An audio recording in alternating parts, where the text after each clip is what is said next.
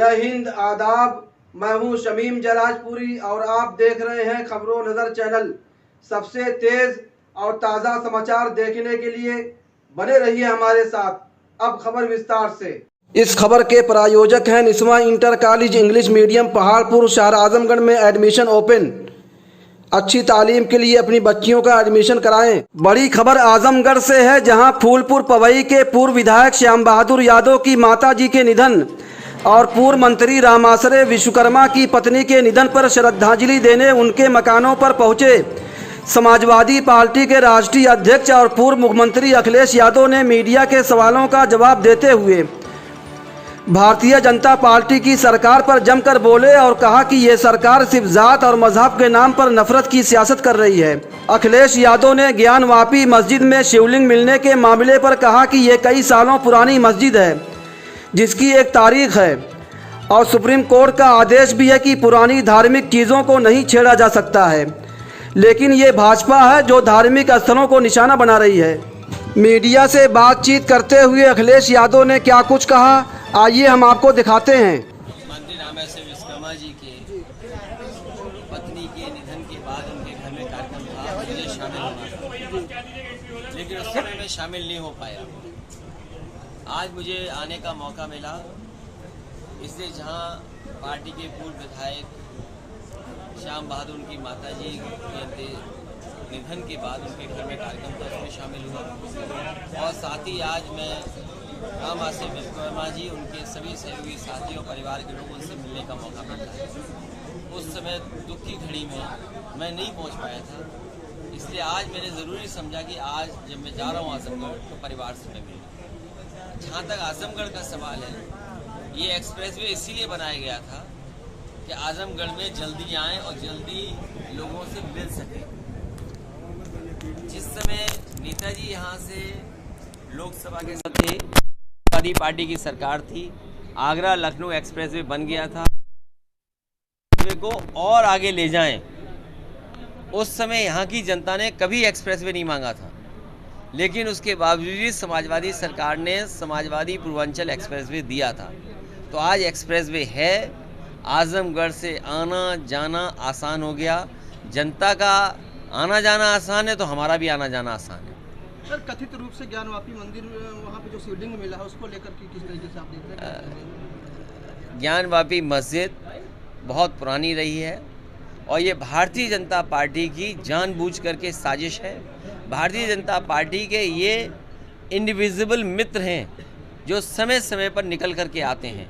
Bharatiya Janata party के इशारे पे ही ये अदृश्य इनके सहयोगी हैं जो निकल करके आते हैं और जानबूझ करके नफरत के बीज डालते हैं। जहाँ तक कोर्ट का सवाल है, इससे पूर्व सुप्रीम कोर्ट ने भी या और फैसलों में भी इस बात को कहा गया है कि पुरानी चीज़ों को नहीं उठाया जा सकता, लेकिन उसके बावजूद भी भारतीय जनता पार्टी के सारे में हिंदू मुस्लिम झगड़े लगे रहे, नफरत फैलती रहे।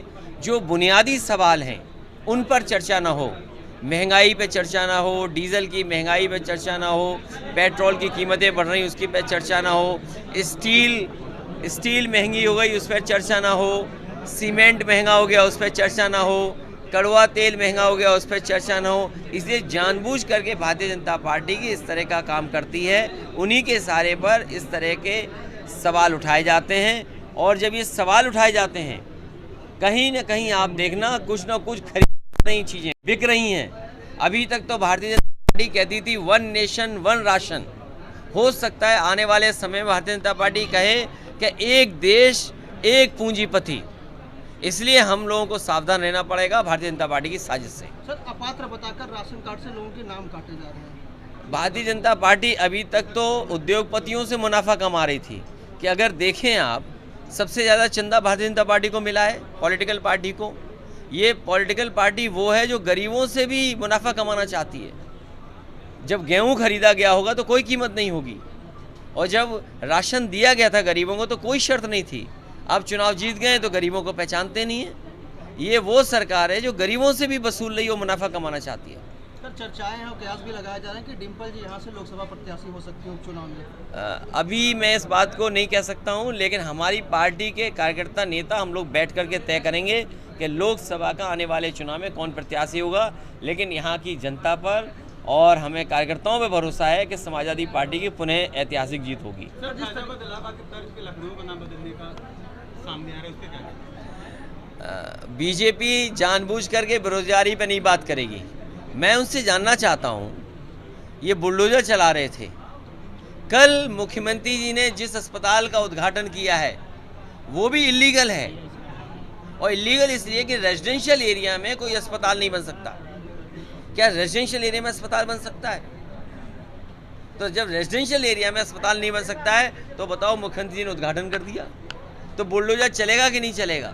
सर, कोई ने ट्वीट किया है कि महंगाई बेरोजगारी के जो है वो औरंगजेब है, प्रधानमंत्री उसके जिम्मेदार नहीं है। देखिए, मैं उनके सवाल का जवाब इसलिए नहीं दे रहा हूं, जब हम और आप और अखबार और मीडिया के माध्यम से बीजेपी ने उलझा दिया, उसी समय न जाने कितनी भारत की चीज़ें बिक गई, न जाने किसने खरीद ली। इसीलिए बीजेपी ये चाहती है कि जो लोग नारा दे रहे थे वन नेशन वन राशन, हम और आप लोग इसी तरह उलझे रहे इन सवालों में, वो लोग ये ना कर दें, सब कुछ बेच दें और ऐसा लगे कि एक देश और एक पूंजीपति। कहीं ऐसा तो नहीं देश एक दिशा में ऐसे जा रहा हो जहां पर देश में एक देश एक पूंजीपति दिखाई दे। सर, 2024 में होने वाले चुनाव में क्या महागठबंधन की तरफ नहीं बढ़ रहा है? हमारा जो साथी सवाल कर रहा है, आज अगर राशन हटा लो तो श्रीलंका से खराब हो जाएगा। यहाँ आज राशन हटा लो तो हो सकता है श्रीलंका से भी खराब हालात यहाँ हो जाएं, क्योंकि आपने रोजगार नहीं दिए। जो व्यवस्था आपको बनानी चाहिए थी पढ़ाई की, चिकित्सा, स्वास्थ्य की, वो बना नहीं पाए। एम्बुलेंस के ड्राइवर आंदोलन कर रहे हैं। अभी एसआई भर्ती में घोटाला हो गया, और घोटालिया कितना स्टाइल से घोटाला हुआ कि जिन सवालों के जवाब देने थे कुछ सेकंड में जवाब दे दिए। स्क्रीन शेयरिंग में ये टेक्नोलॉजी के साथ भ्रष्टाचार कर रहे हैं, टेक्नोलॉजी के साथ भेदभाव कर रहे हैं, और उसमें पकड़े गए हैं। न जाने कितने लोग सॉल्वर पकड़े गए हैं, जो सॉल्व करा था वो पकड़े गए, लेकिन अभी भी परीक्षा कैंसिल नहीं। सर, अपराध पे कोई लगाम नहीं लगा पा रही उत्तर प्रदेश की सरकार, क्योंकि ये पुलिस को खुली छूट दे दी है। पुलिस से ये चुनाव जितवा रहे थे। जब पुलिस से ये चुनाव जीतेंगे तो पुलिस से क्या उम्मीद करेंगे? पुलिस भी मनमानी करेगी। थाने में देखिए बलात्कार हो गया, एक बेटी का बलात्कार हुआ हो, घटना हुई हो उसके साथ, और जब वो न्याय मांगने आई हो तो थाने के थानेदार ने उसके साथ कर दिया वो बलात्कार। क्या थाने पे बुलडोजर चलेगा कि नहीं चलेगा? तो इस सरकार में अगर आप न्याय मांगने जाओगे तो बुलडोजर चल जाएगा। आने वाले लोकसभा के चुनाव में क्या रणनीति होगी? क्या देश एक बार फिर महागठबंधन? ये उत्तर प्रदेश की जनता भारतीय जनता पार्टी का सफाया करेगी। ये महंगाई देखते हुए, बेरोजगारी देखते हुए इनका सफाया होगा।